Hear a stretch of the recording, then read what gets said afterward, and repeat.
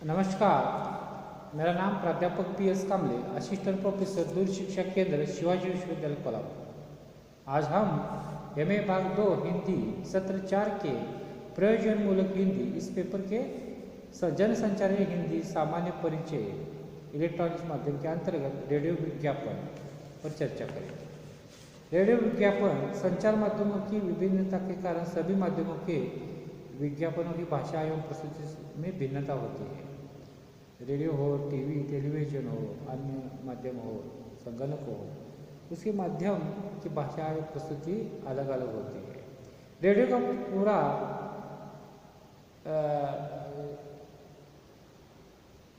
Radio पर जो विज्ञापन होता है ध्वनि पर आधारित होता है। रेडियो पर जो भी सुनाया जाता है उसको श्रवणीय, मधुर तथा आकर्षक होना आवश्यक होता है। टेलीविजन पर, रेडियो पर हम विज्ञापन देख नहीं सकते, सुनकर ही हम समझ सकते हैं और सुनकर ही उसका अनुमान लगा सकते हैं और हमारे सामने वो प्रकट होते हैं। विज्ञापन का पहला शब्द और वाक्य इतना आकर्षक होना चाहिए कि सुनने वाला उसकी तरफ इस प्रकार आकृष्ट हो कि उसे लगे यह संदेश सिर्फ और सिर्फ उसके लिए है। विज्ञापन का सीधा संबंध उपभोक्ता से होता है। भारत की जनसंख्या का अधिकांश भाग अशिक्षित है। पढ़ने की अपेक्षा सुनने हुए और देखे हुए विज्ञापनों के प्रति अधिक संवेदनशील है, अधिक आग्रही होता है। लाखों शूज, पैरागॉन चप्पलें, सीबा का टूथपेस्ट या ब्रश, लाइफ बॉय, साबुन, पैराशूट तेल आदि वस्तुओं को घरों घरों में पहुंचाने का काम रेडियो विज्ञापन ने किया है। रेडियो पर प्रसारित होने वाले विज्ञापन 3 रूपों में आते हैं। एक वर्णनात्मक, दूसरा नाटकीय और तीसरा संगीत। एक पहला वर्णनात्मक जो है, वस्तु या सेवा के किसी भी गुण दोषों को सरल स्पष्ट शब्दों में कहा जाए तो वह वर्णनात्मक होता है। इसका प्रयोग किसी एक कार्यक्रम के समाप्ति के बाद बाकी 5-10 सेकंडों में सीधे कथन द्वारा विज्ञापन प्रस्तुत करने के लिए किया जाता है। नाटकीय, किसी भी वस्तु के गुण दोषों को संवाद के माध्यम से प्रस्तुत करना रेडियो के लिए प्रभावशाली सिद्ध होता है। विज्ञापन की नाटकीय प्रस्तुति श्रोता पर अमिट छाप प्रभाव डालती है। लगभग 80% रेडियो विज्ञापन नाटकीयता का सहारा लेकर प्रस्तुत किए जाते हैं। विज्ञापनीय वस्तु का बार बार उच्चारण विज्ञापन के प्रभाव को बढ़ाता है। संगीत, वस्तु के गुण दोषों का संगीतमय कथन जिंगल कहलाता है। वस्तु के गुण दोषों का संगीतमय कथन जिंगल कहलाता है। मेरे सुर मेरा तुम्हारा या तंदुरुस्ती की रक्षा करता है लाइव, ऐसे ही लोकप्रिय जिंगल से। संगीत का जादू ही कुछ और होता है। इसी संगीत के जादू का प्रयोग कर अनेक विज्ञापन प्रस्तुत किए जाते हैं जो विज्ञापन में प्रसिद्ध सिद्ध होते हैं। रेडियो विज्ञापन में 15% विज्ञापन जिंगल युक्त होते हैं। रेडियो विज्ञापन 2 प्रकार के होते हैं। पहले स्पॉट विज्ञापन, जिसकी अवधि 10 से 30 सेकंड होती है। दूसरे प्रायोजित कार्यक्रम के माध्यम से विज्ञापन जो प्रातः और सायं में प्रसारित होते हैं। रेडियो विज्ञापनों में समय सीमा होती है। समय को भी 3 वर्गों में वर्गीकृत किया जाता है, जिसके आधार पर विज्ञापन प्रसारण की दरें भी निश्चित की जाती है।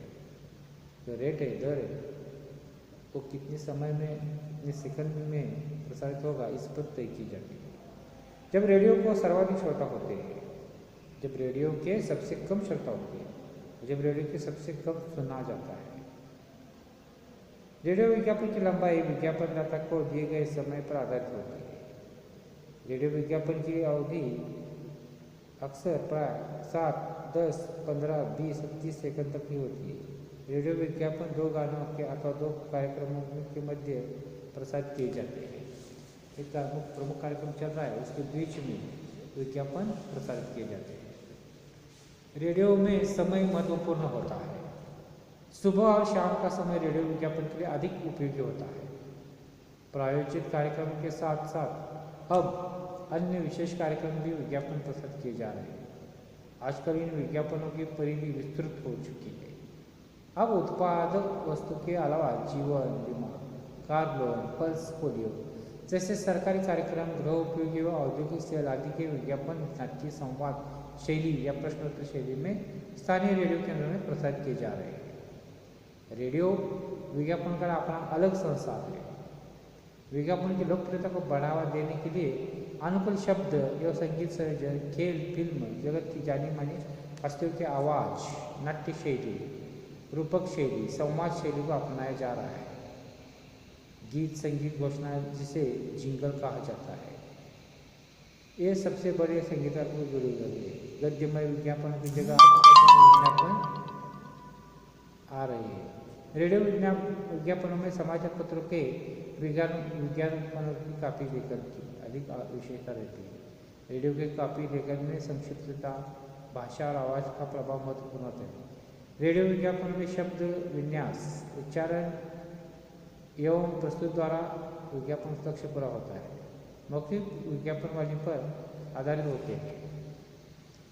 स्वरों के उतार चढ़ाव, आरोह शब्दों के विभिन्न उच्चारण, प्रवीण भाषा का लचीलापन विज्ञापन की सफलता के लिए आवश्यक होता है। शब्द, ध्वनि और संगीत की प्रभावित में रेडियो विज्ञापन आपका मुख्य उपकरण है। विज्ञापन के बाद हम उद्घोषणा लेखन पर चर्चा करेंगे। उद्घोषणा लेखन कार्यक्रम शुरू होने से पहले उसके बारे में दी जाने वाली सूचना उद्घोषणा कहलाती है। उद्घोषणा किसे कहते हैं? कार्यक्रम शुरू होने से पहले जो सूचना दी जाती है उसे उद्घोषणा कहते हैं। श्रव्य संचार माध्यम रेडियो की भाषा की प्रकृति मौखिक होती है। दृश्य संचार का सशक्त माध्यम रेडियो की दुनिया, ध्वनि की दुनिया है। रेडियो जब हम सुनते हैं ध्वनियों के माध्यम से सुनते हैं, इसीलिए ध्वनि के प्राण तत्व है, प्रमुख तत्व है।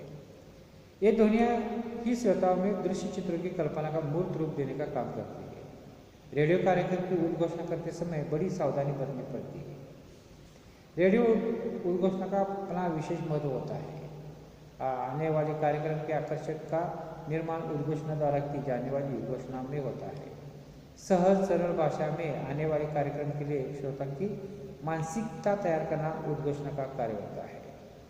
उद्घोषणा का कार्य क्या होता है? देखो, सहज सरल भाषा में आने वाले कार्यक्रम के लिए श्रोता की मानसिकता तैयार करना उद्घोषणा का कार्य होता है। रेडियो की वैशिष्ट्यपूर्ण भाषा का रूप रेडियो की प्रत्येक विधा लेखन में दिखाई देता है। रेडियो के शब्दावली निर्माण में वाणी, ध्वनि प्रभाव और मौन का संयोग होता है। रेडियो पर वाणी का प्रयोग एक विशिष्ट ढंग से करना पड़ता है। उद्घोषणा का संबंध वाचन से होता है। श्रोताओं को आकृष्ट करने के लिए उद्घोषणा लेखन में वक्ता को उतार चढ़ाव, सुर, ताल, स्वरों के अंत में श्रोताओं को उत्कृष्ट करने की व्यवस्था होनी चाहिए। प्रत्येक कार्यक्रम का समय सीमा पहले से निर्धारित होता है। रेडियो में जो कार्यक्रम होते हैं उसकी समय सीमा निर्धारित होती है और कार्यक्रम के बीच बीच में ये जो है विज्ञापन आते हैं, इसलिए ये संक्षिप्त होते हैं। उद्घोषणा में संक्षिप्तता और विधा पूर्व अभिव्यक्ति की आवश्यक होती है। उद्घोषणा लेखन में इस बात की ओर ही ध्यान देना पड़ता है कि उसमें प्रयुक्त शब्दावली जनसाधारण के द्वारा ग्रहण करने वाला प्रभावशाली और सामान्य।